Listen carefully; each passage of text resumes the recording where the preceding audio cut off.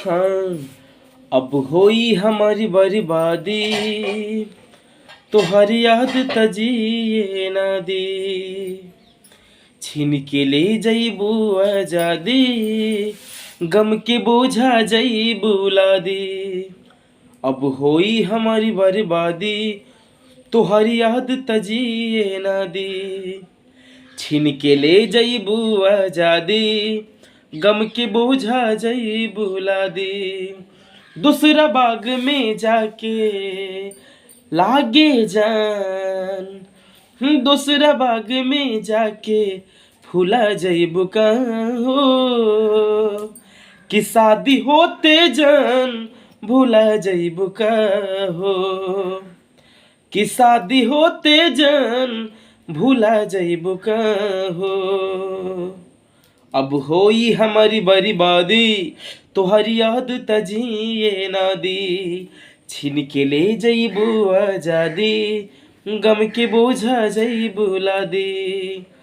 दूसरा बाग में जाके, हाँ हाँ, दूसरा बाग में जाके फूला जइबू का हो। कि शादी होते जान भूला जइबू का हो। कि शादी होते जान भूला जइबू का हो। क्या बात है। आगे लाइन है गाना के कि हाथी माथा पे धोके क्रिया खैले रहलू जान। साथ छोड़ब उनवादाई है कैले रहलू जान। कि हाथी माथा पे धोके क्रिया खैले रहलू जान। साथ छोड़बू नवादा इहे कैले रहलू जान। इहे कैले रहलू जान। खून के आंसू तो ए जान, खून के आंसू तो बहा जइबू का हो। खून के आंसू तो रुला जइबू का हो। शादी होते जान भूला जइबू का हो। अब होई हमारी बर्बादी, तोहर याद तजिए ना दी।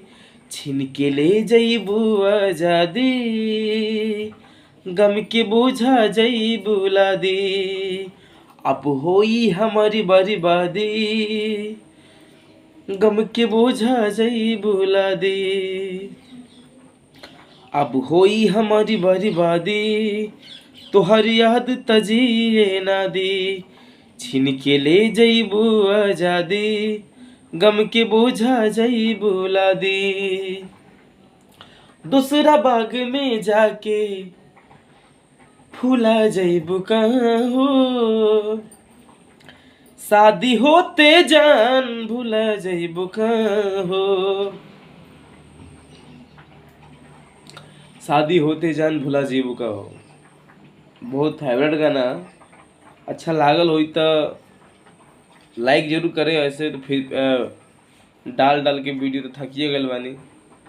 खुदा जाने, खुदा जाने किस्मत कहाँ लेके जाई। बस लाइक करें, अगर अच्छा लगे तो शेयर जरूर करें वीडियो को। जय हो।